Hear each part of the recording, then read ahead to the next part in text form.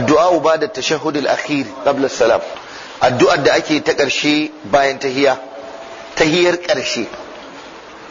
Allahumma inni a'udhu bika min adhabil qabri wa min adhabi jahannama wa min fitnatil mahya wal mamati wa min sharri fitnatil masihid dajjali. Wannan sahabin Abu Hurairah ne ya rawaito, riwaya kuma daga Bukhari take, Aisha ma ta ruwaito, Muslim ya ruwaito. Allah ya kara musu yadda da rahama.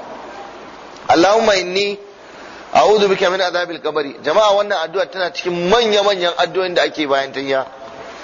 Shi yasa ma wasu malamai suna ganin ma wajibi ne, akwai wanda suka wajabta, suka ce dan duk sallar da Annabi zai sai yayi wannan addu'ar.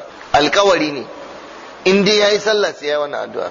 Ɗaya daga cikin magabata na kwarai, idan dan sa yayi sallah yakan tambaye shi ya ce kayi wannan addu'ar, in yace bai ba sai ce koma ka je ka saki sallah, saboda muhimmancinta. Kuma abin da ke ciki zai nuna ma tana da muhimmanci.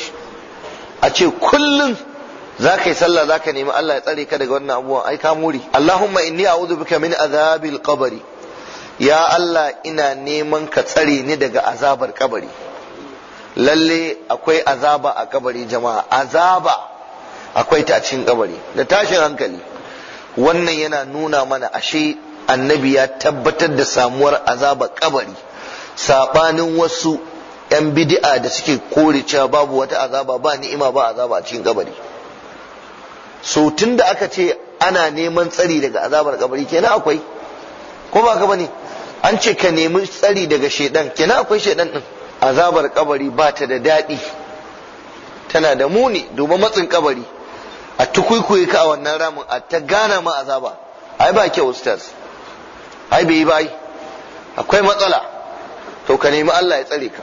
Mumtaz, kaga wata fikira malam, kaddara ma a kwanta a kabarin ba azaba ma, kwanciyar kabarin kurin azaba ne. Ai a rufe ka kawai, ba kowa, ba abokin hira, ba wutar lantarki, ba komai a cikin ƙasa, ko juyi fa ba za ka yi ba. Wannan kadai bai sa azaba ba. Amma saboda mutum yana da karancin gane addini, wai sai zo ce ai ba wani azaba a kabari. Ba azaba a kabari, kwanciyar kabarin fa. In wani kuma ya isa ya zo ya ce kwanciyar kabarin ma babu ita, ba a yi, sai mu ce aljanu ake kwantarwa kenan, ba mutane ba. Ina wara'in barzakhun ila yawmi yub'athun. Ga zafin rana ustaz. Abdullahi dan Umar ya zo wucewa ta wani ya mutu, dan uwa ne ya mutu, bawan Allah, danginsa suna son sa, suka je suka zauna bayan an binne shi, suka yi masa rumfa babba akan kabari, kuma suka zauna suna dan hira. Ya zo wucewa a kabari ya ce waɗannan fa me kuke yi? Suka ce wallahi dan uwanmu ne mutu, muke dan dauke masa kewa. Ya ce wannan rumfar fa, inji dan Umar. Suka ce mun masa rumfa ne saboda zafin rana ya Abdullahi bin Umar. Ya ce ku cire ta, ya zilluhu amaluhu, aikinsa na kwarai da ya shine zai masa rumfa. Dan kun masa wannan rumfar, rana sai ta gara shi sosai in dai bai aiki na kwarai ba. Ka ji fa malam dubo uban zafin ranar da ake sha, duk wanda yake cikin kabarin nan fa yana gasuwa. Kai malam, Allah ya mana afuwa. Yasa dan adam yayi kokari kafin ya tafi wannan wurin ya aikata aiki na kwarai wallahi.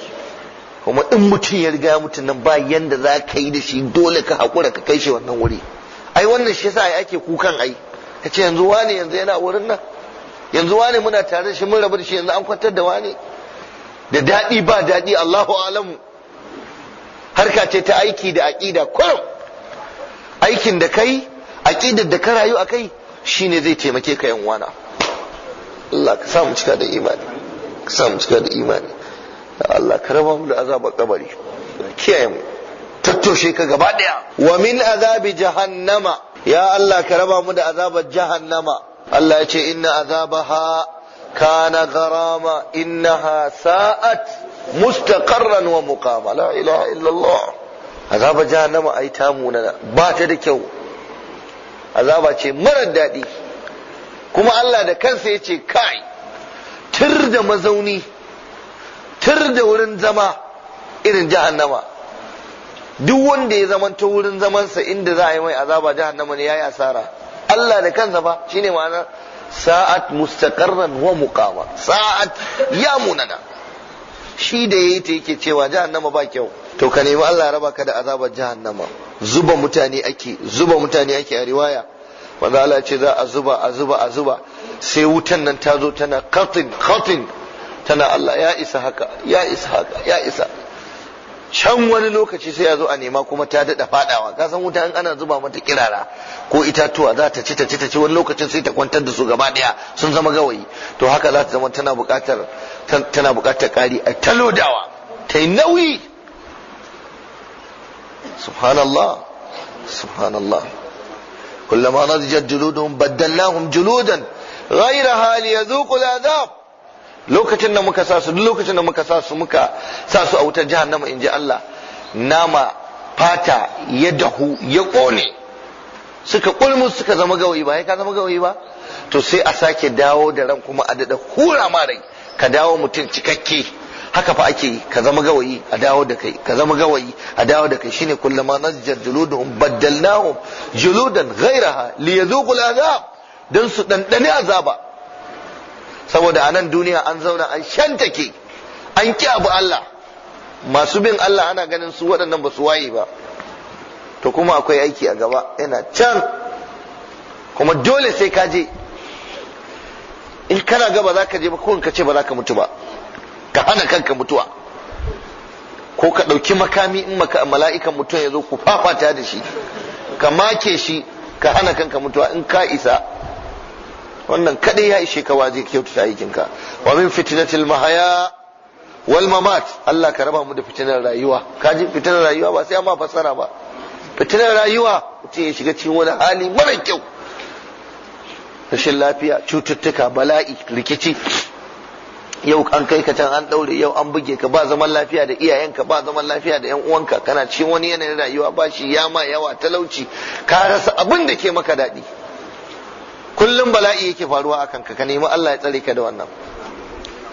ga harkokin rashin aƙida ma, kana rayuwa akan hanya ba ta ƙwarai ba, kana ta wahala ustaz, kaga mutum yana ta bautawa amma ba hanya ƙwarai ba. fitnatul mahaya kenan. wal mamati, ya Allah ka raba mu da fitinar bayan mutuwa.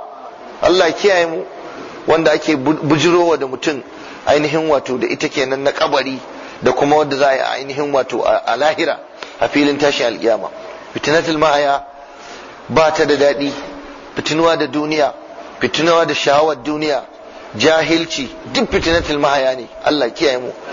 mummunan cikawa fitnatul mahaya ne, ka gama rayuwar ka zo ka yi mummunan cikawa, ka zo ka cika ba a daidai ba, ka tafi a goce.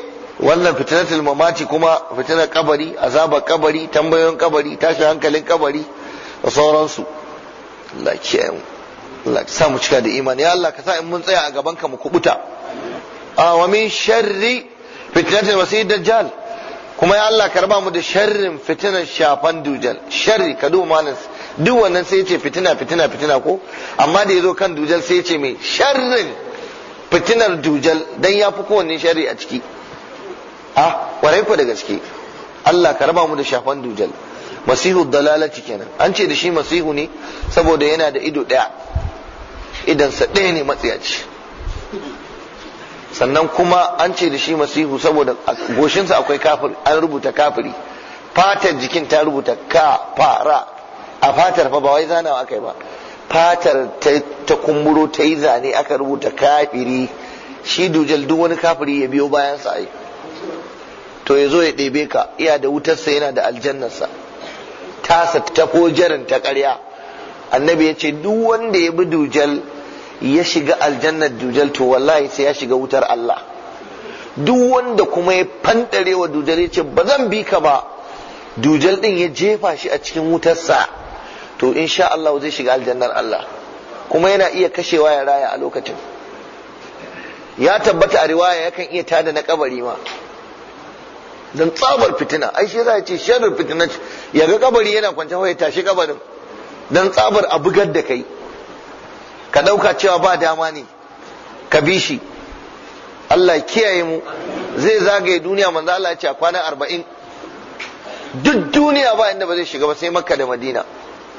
amma fa Makka da Madina kuma duk rabansa sai sun fito wajen gari, dan zai kewayo gefen garin Makka, zai kewaya yana kokarin ya shiga.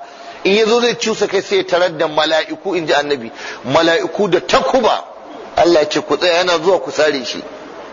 zai je ya tsallaka Madina ma zai shiga, zai tarar da mala'iku ala anqabil Madina su ma suna rike da makamai. Suka ce waɗannan garuruka guda biyu an haramta ma shiga, to amma zai tsaya yayi kiɗa ya hura kugensa, to duk rabansa kuma na cikin Madina sai ya fito. Ai akwai shaidanu a Madinan ma, kuma a Makkan ma akwai nasa. So za su fita da niyya za su je kallo, su go mala'ika duk wanda yazo zai fita, mala'ika ba zai ce tsaya ka fita ba, ba za ma ka gan shi ba. So zai fita, idan ka fita kurin sai ya ɗebe ka yiwu a tafi da kai shikenan. Amma babu shi ba Makka da Madina, amma wallahi har Kano sai ya zo. Allah kiyaye mu, yasa kar ma Allah kai ka. Shi sa malamai suke cewa idan ma tsautsayi ta sa ka je lokacin dujal, ka jiyo labarin sa yana can wajen gari ya fara zuwa, to kaka tafi kallo, dan akwai masu zuwa kallo, daga kallo kuma sai ka tafi. So dujal Allah ya raba mu sharrin sa. Fitnatul masih dajjal kenan, ya hada fitinar rayuwa, fitinar kabari, sannan kuma shi zai kai ka jahannama. Shi yasa yace sharri ai, shi nasa shi oga ne, in ka fada na ukun nan na karshen ka shiga matsala. A wannan addu'ar a rike ta, a rinka yin ta bayan tahiya, a cikin tahiya, in an gama tahiya kafin a yi sallama. Yau za mu tashi addu'a ta 56. Allahumma inni a'udhu bika min adhabil qabr wa a'udhu bika min fitnatil masih ad-dajjal wa a'udhu bika min fitnatil mahya wal mamati. Allahumma inni a'udhu bika min al-ma'athami wal maghrami. Nana Aisha ita ta ruwaito wannan hadisi daga Annabi sallallahu alaihi wasallama, kamar yadda muka faɗa malamai sun ruwaito cewa kullum Annabi inda yayi sallah sai ya wannan addu'a kullum saboda muhimmancin ta. Shi yasa idan ban manta ba a mazhabin Imam Shafi'i ko wani sa suna ganin dole ne yin wannan addu'a din idan an idar da tahiyya, saboda ba a taba ruwaito Annabi yayi sallah bai yi ta ba. Ya Allah ina neman ka tsare ni daga azabar kabari, ya Allah ina neman ka tsare ni daga azabar kabari. Annabi yake bana, kai ma kullun ka roki Allah, Allah ya raba ka da wannan. Ya Allah ina neman ka tsare ni daga fitinar shafan dujal, dan manzo Allah ya ce yana daga cikin fitinar da yake jiye wa al'ummarsa tsoro shine fitinar shafan dujal, da wanda nisan kwana ya kai shi wannan lokaci in ya gamu da shi. Wa a'udhu bika min fitnatil mahya wal mamat. Allah ka raba mu da fitinar rayuwa, duk wata fitina ta rayuwa Allah ka tsare mu da ita. Wal mamati, ubangiji Allah ka raba mu da fitinar mutuwa ita ma, ma'ana wadda za ta biyo bayan mutuwa da wadda za a yi ta lokacin mutuwar. Akwai wadda mutuwar za ka ga ba ta da kyau yadda take zuwa, ba ta da kyau, mummunar mutuwa, kaga ana jin ba za ma iya faɗan ya kai ka mutu ba saboda abun ba kyau. Allah ya sauke, Allah ya kiyaye mu. Allahumma inni a'udhu bika min al-ma'tham wal maghram. Ya Allah, ya Allah, ka raba da ma'tham. Ma'tham ana nufin al-ithm, zunubi, laifi. Allah ka shiga tsakanin mu da aikata zunubi. Wal maghram, bashi, Allah ka raba mu da ɗiban bashi a rayuwar mu. A ce mutum gaba ɗaya rayuwarsa akan bashi yake. Bashi ni'ima ne, ka nema din a baka.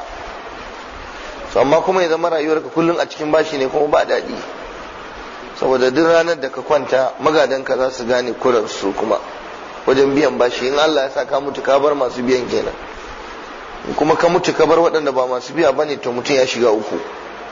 Manzo Allah ya faɗa hadisi, duk wanda ya mutu yake da bashi a kansa bai shiga aljanna ba. Wallahi wannan hadisin shine abin tashin hankali da ban tsoro wala. Ba a shiga aljanna da bashi akan mutum. Ɗayan biyu, ko dai in ka mutu magada sun biya maka, ko kuma kafin ka mutu ka biya, ko kuma Allah ya ga dama ya biya maka a taskarsa, in kuma ya ga dama bai zai biya ba. Shi kuma lamarin ubangiji wannan gaibu ne, wataƙila ya biya, wataƙila ya ki biya. To wannan shine abin tashi hankali, ka je ka ƙarishi ibadarka da sallarka da karatunka da waye ka zo ka mutu da hakkin mutane, ana ta ganin ka tafi ashe ba za ka shiga aljanna ba, saboda hakkin al'umma da yake kanka ka ika biya. Malamai suka ce wannan masu bashi, musamman masu taurin bashi, mutum yana sane kana bin sa, yana ga yafi ka karfi ko yafi ka wayo, ya ke biya, kuma yana da hali kuma yana da iko. Banda wanda kullun yana Allah ka bani in biya, Allah ka bani in biya, Allah ka bani in biya, wanda kullun yana Allah ya bashi ya biya har ya mutu bai biya ba. Wannan hadisi ya zo Allah zai taimake shi ma fa in ya ga dama. Yau dan babu wani garanti, in ya so ne iya kusancinka da Allah, iya matsayinka da ubangiji, abin da zaka samu kuma ya maka. Zaka raba mu da wannan. an tambayi annabi sallallahu alaihi wasallama ma akthar ma tasta'izu min al-maghram ya rasulullah, ya manzo Allah me yasa kake yawan neman tsari da bashi kullum?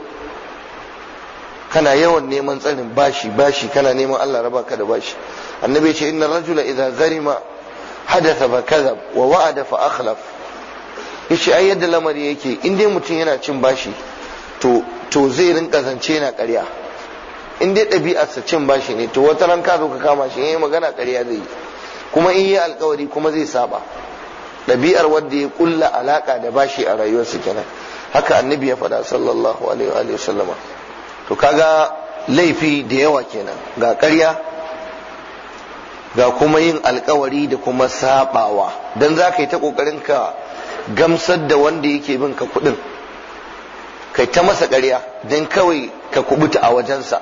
To shine matsalar, ka yi ƙarya ɗaya kenan, sannan kuma alƙawarin da kai na cewa gashi za ka bada wannan abu, to kuma za ka yi ta sabawa. To wannan sai ya zama mutuncinka ya zuba a wurin 'yan uwanka 'yan adam, sannan kuma mutuncinka ya zuba a wajen Allah tabaraka wa ta'ala. Allah kiyaye mu. Addu'a ta gaba ta bayan tahiyya, Allahumma inni zalamtu nafsi zulman kathiran wa la yaghfiru dhunuba illa anta faghfir li maghfiratan min indika warhamni innaka antal ghafurur rahim. Allahumma inni zalamtu nafsi zulman كثيرا ولا يغفر الذنوب إلا أنت فاغفر لي مغفرة من عندك وارحمني إنك أنت الغفور الرحيم. يا أبنجي ni na zalunci kaina zalunci mai yawa, ya ubangiji na zalunci kaina zalunci mai yawa. Kamar kana gaya wa ubangiji cewa ni dinnan ina da matsala ya Allah, na zalunci kaina, ni da kaina na zalunci kaina, kuma zaluncin ma mai yawa. Wala yaghfiru dhunuba illa anta, ya ubangiji ba mai gafarta zunubi in ba kai ba. Faghfir li maghfiratan min indika, kai mun gafara, maghfiratan min indika, gafara daga gare ka, gafara daga gare ka. Faghfir li maghfiratan min indika, ma'ana ina neman kai mun gafara, amma gafara ta wajenka. Allahu akbar. Warhamni innaka antal ghafurur rahim, kai mun rahama, kai mun afuwa, dan kai ne mai gafara kuma kai ne mai jin kai tabaraka wa ta'ala. Wannan hadisin Abdullahi bin Amr, Allah ya kara masa yarda, shi ya ruwaito shi ga Annabi sallallahu ta'ala alaihi wa sallama, kuma Imam Bukhari ya fitar da shi da Imam Muslim. Wacce riwayar ma ta Bukhari ne da Muslim. Kalmar zulman kasiran tana nufin wato zalunci mai tarin yawa, kabiran kenan, kamar yadda ya zo a riwayat Muslim, inni zalamtu nafsi zulman kabira a Muslim, nan kuma kathira, ma'ana ana nufin babban zunubi mai yawa kenan. Imamun Nawawi a cikin al-Azkar yace ba laifi a iya hada ma ruwayan guda biyu, ka ce Allahumma inni zalamtu nafsi zulman kasiran kabira, ba laifi, ya Allah na zalunci kaina zalunci mai yawa mai girman gaske. Wani lokacin in ka zo yin addu'ar ka hada Allahumma inni zalamtu nafsi zulman kathiran kabira, wannan yana nuna cewa shi dan adam yana nuna gajiyawarsa da zunubi da yake aikatawa a wajen Allah. Wannan hanya ce ta samun rahama da jin kayin ubangiji din tabaraka wa ta'ala. Ka nuna wa Allah kai din mai laifi ne. Ka san ko a nan duniya in ka nuna cewa kayi laifi, kayi da kayi kuskure, ka fi sauƙin samun shari'a ai. To haka a wajen Allah tabaraka wa ta'ala. Kuma dan adam kowa mai kuskure ne, kamar yadda riwayar Ahmad ta zo da Ibn Majah. Sheikh Nasiruddin Albani ya ce sahihi ne, hasan ne hadisin. Kullu bani adama khata wa khairul khata'in at-tawwabun. Duk dan adam yana yin laifi, yana kuskure, amma mafi alkhairi a cikin adam shine wanda idan yayi yana tuba. Addu'a kuma ta nuna mana ba mai gafarta zunubi in ba Allah ba.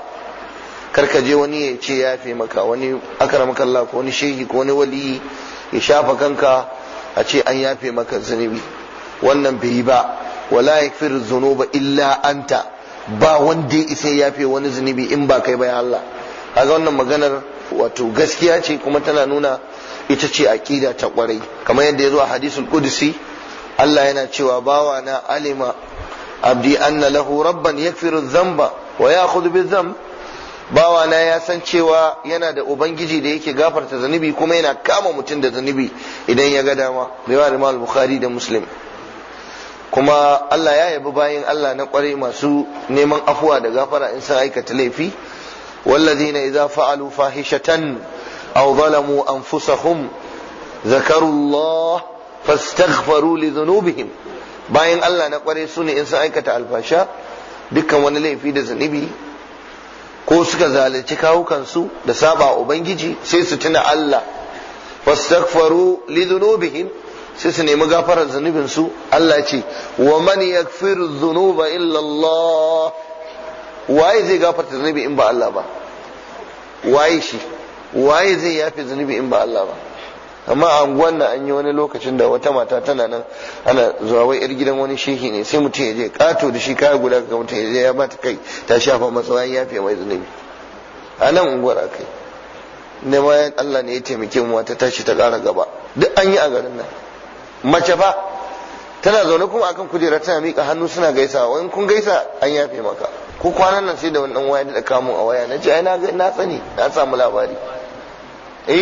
Kaji wani dattijo ne ya ce abokinsa ya kira shi ma, kaga shaida ko, ya ce abokinsa ya kira shi su je su samu gafara, gashi nan kaga shi na da furfura a anguwan na kai.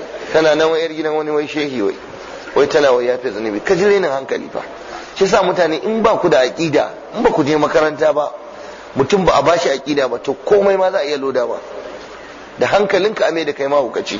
To aqida ta musulunci, wala yakfiru dhunuba illa anta, ba wanda ya isa yafa zunubi in ba Allah ba. Ko annabi Muhammad ba ya yafe zunubi.